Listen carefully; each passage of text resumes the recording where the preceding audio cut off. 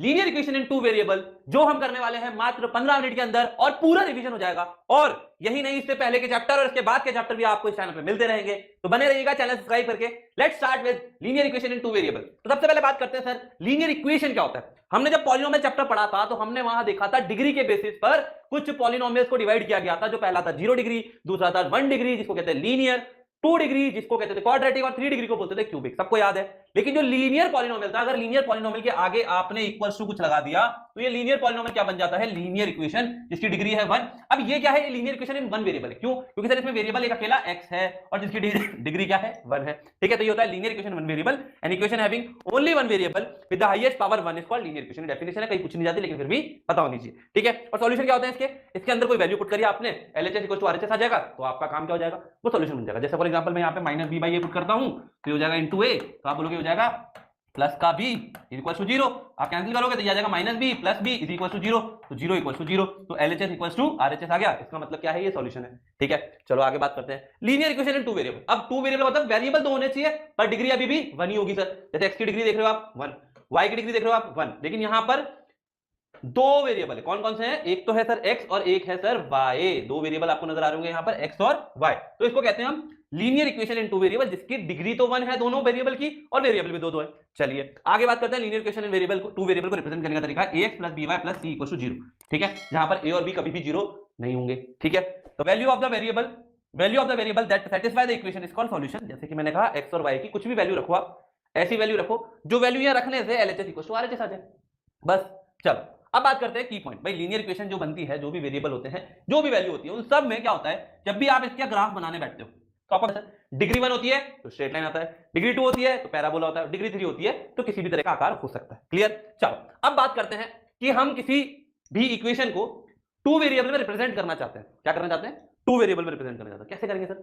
तो आपको पहला वाला पार्ट दिया हुआ है x इक्वल्स टू -5। क्या करेंगे सर x इक्वल्स टू -5 अगर मैं कहूं तो x प्लस 5 हो जाएगा, है ना। अब यहां पे कोएफिशिएंट मान है, लेकिन इसको लिखने का तरीका क्या होगा, जब दो वेरिएबल में लिख रहे हैं तो आप बोलोगे 0 या फिर पहले लिखते हैं x plus 0y plus 5 is equal to 0। इस तरीके से आप इसको लिख सकते हैं। ठीक है, सेकंड वाला देखो y इज इक्वल टू 2, तो अगर इस 2 को यहां लेकर आते हो तो ये हो जाएगा y माइनस 2 इक्वल टू 0। अभी तो ये सिंगल वेरिएबल में, जैसे दो वेरिएबल करोगे तो आपके पास हो जाएगा 0x plus y minus 2 equal to 0।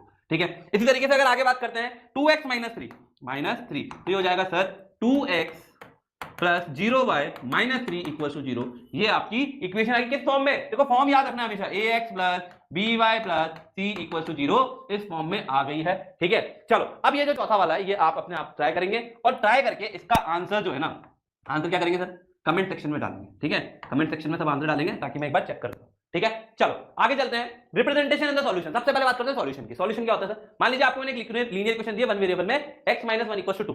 आप क्या करोगे सर, इस माइनस 1 को उठा के लाओगे इधर, तो हो जाएगा क्या, x is equal to 2 plus 1 हो जाएगा ना ये, तो 2 प्लस 1 क्या होता है 3, तो आप बोलोगे x की वैल्यू 3 है, तो यही क्या है, सॉल्यूशन है। ठीक है, तो इसी को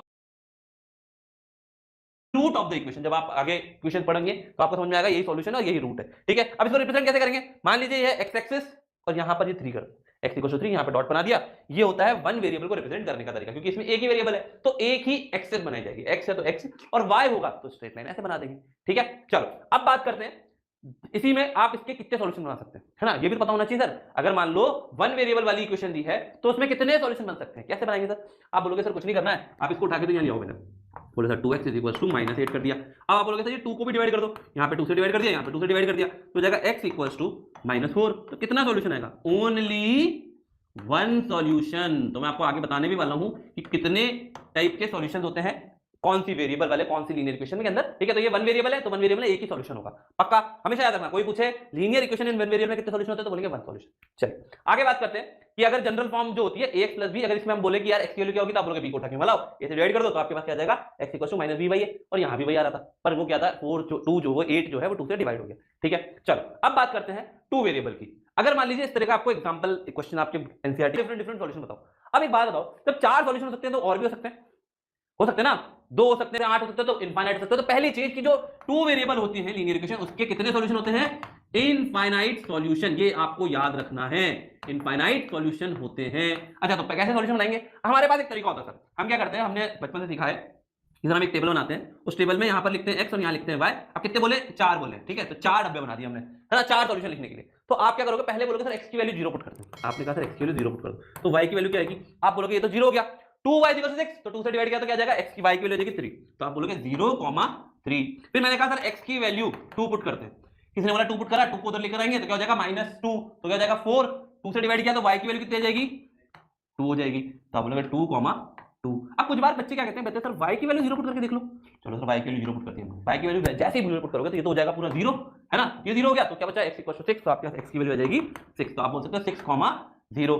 अब किसी ने कहा सर एक काम करो, y की वैल्यू 1 पुट करते हैं, ठीक है भाई, y की वैल्यू 1 पुट करते हैं, y की वैल्यू 1 पुट की तो हो जाएगा 2, y की वैल्यू 1 पुट करी तो हो जाएगा 2, 2 उधर जाएगा तो क्या हो जाएगा 4, तो x की वैल्यू कितनी आ जाएगी 4, तो आप बोलोगे x की वैल्यू आ जाएगी 4। तो ये आपके पास क्या आ गए, 4 सॉल्यूशन आ गए इस लीनियर इक्वेशन इन 2 वेरिएबल के, और इसके और भी सॉल्यूशन हो सकते हैं। किसी ने कहा था x की वैल्यू 100 पुट कर दो, है ना, तो इस तरीके से आप जितने चाहे उतने सॉल्यूशन बना सकते हैं, कोई दिक्कत नहीं है। चलो आगे चलते हैं, एक और क्वेश्चन ट्राई करते हैं, इसमें भी आपको 2 सॉल्यूशन बोले, ठीक है। चलो पहला वाला ट्राई करते हैं। आपने कहा सर ये है, एक काम करते हैं सर, x की वैल्यू पुट करते हैं 1, ठीक है। आपने x की वैल्यू 1 पुट करी तो देखो 4 × 1 + 3y = 12। आपने कहा सर इसको उठा के ले आओ, 4 हो गया, तो 3y = 12 - 4, तो 3y = कितना हो जाएगा, आप बोलोगे ये हो जाएगा 8, है ना, 8 हो गया सर। अब ये 8 आ गया तो आप बोलोगे सर इसको डिवाइड कर दो, तो y की वैल्यू क्या हो जाएगी 8/3, ठीक है। फ्रैक्शन में भी आ सकती है, कोई बड़ी बात नहीं। चलिए दूसरी वैल्यू निकालते हैं। किसी ने कहा सर y की वैल्यू 1 पुट कर देगा, एक काम करो y की वैल्यू 1 पुट कर दो, तो मैंने कहा सर y की वैल्यू 1 पुट करी, तो आपने कहा सर ये हो जाएगा 4 × x + 3 × 1 = 12। इसको उठा के वहां ले आओगे तो क्या हो जाएगा 4, ये क्या आया तो कितना होता है 9, तो x को डिवाइड कर दिया तो क्या हो जाएगा 4 से डिवाइड करते हैं 9/4। तो 2 वेरिएबल के दोनों अलग अलग सॉल्यूशन आ सकते हैं, कुछ और भी आ सकते हैं, कोई बड़ी बात नहीं, आप जो चाहे वो वैल्यू पुट करके निकाल सकते हैं, ठीक है। अब ये वाला आप खुद मुझे आंसर बताओगे, कि आपका होमवर्क है, ठीक है। कमेंट में आंसर भी बताना है, और जिसने नहीं बताया ना, बता रहा हूं पाप लगेगा, हाँ सोच लेना, ठीक है। चलो कोई बात नहीं लगेगा, लेकिन क्वेश्चन सॉल्व कर लेना, क्योंकि ऐसे क्वेश्चन एग्जाम में आते भी है ना। चलिए आगे बात करते हैं। अब टेबल बनाई है मैंने, ये टेबल याद कर लो कि भाई टाइप ऑफ इक्वेशन, अगर लीनियर इक्वेशन इन 1 वेरिएबल है आपके पास, ठीक है, तो एक कंडीशन, मतलब जो स्टैंडर्ड फॉर्म होता है वो होता है ax + by, जहां पर a की वैल्यू 0 नहीं होती और a और b रियल नंबर होते हैं। तो इसके कितने सॉल्यूशन होता है, एक सॉल्यूशन होता है, हमेशा 1 सॉल्यूशन।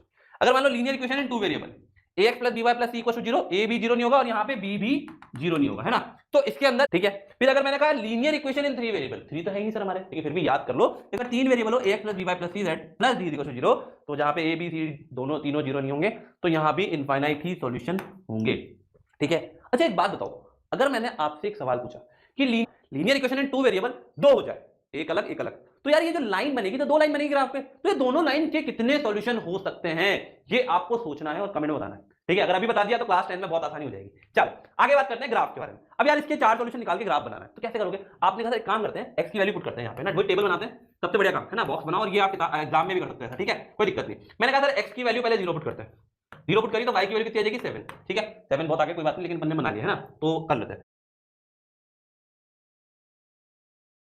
पुट कर दी किसी ने, y की वैल्यू 0 पुट की तो x की वैल्यू कितनी 3.5 आएगी, है ना, दूसरी वैल्यू करो। मैंने कहा x की वैल्यू 2 पुट कर दो, x की वैल्यू 2 पुट करी तो 2 2 4 उधर जाएगा तो y की वैल्यू 3 आ जाएगी, है ना। तो अब मार्क करते हैं 0,7, यार ये कहीं यहां पर होगा, मान लो 0,7 यहाँ होगा थोड़ा ऊपर, ठीक है। फिर 3.5,0 ये यहाँ कहीं होगा, है ना, और 2,3 यहाँ कहीं होगा मान लो। तो जब आप इनको लाइनों को जोड़ेंगे, थोड़ा सा ये स्ट्रेट लाइन स्केल से जोड़ना आप लोग, तो एक स्ट्रेट लाइन बनेगी, और ये स्ट्रेट लाइन जो बनेगी ये आपका ग्राफ होगी, ठीक है। क्या होगी सर, ये आपका ग्राफ होगा, ठीक है। तो इस तरीके से लाइन बना के आप ग्राफ बना सकते हैं। 4 सॉल्यूशन भी कर सकते हैं, अगर आप चाहें 4 बोला है तो 4 कर दो, x की वैल्यू 1 पुट कर दो, तो ये हो जाएगा कितना 5 हो जाएगा, तो 1 पर x की वैल्यू 5 आ रही है, ये लो, ठीक है। तो इस तरीके से इसका ग्राफ बनता है, और ये आपको आना चाहिए, ठीक है। चलो आगे चलते हैं। की पॉइंट, कोई की पॉइंट है जो आपको याद रखने हैं। Every point whose coordinate satisfy the given equation lies on the line, तो जो भी कोऑर्डिनेट दिए होंगे, जैसे मान लो मैंने आपको 2,3 दिया, है ना, अभी 2,3 इस पे लाई कर रहा है ना, तो इसको सेटिस्फाई करेगा, तो ये इक्वेशन में होना भी चाहिए, है ना। Every point a, b on line pq gives the solution x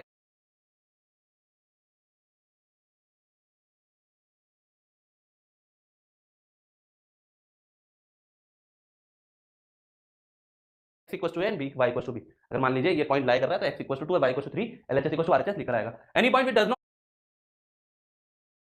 q is not the solution of the given equation। अगर मान लो मैंने आपसे कहा यहाँ पर 4,8 या 4,5, आपने कहा 4,5 यहाँ है कि लाइक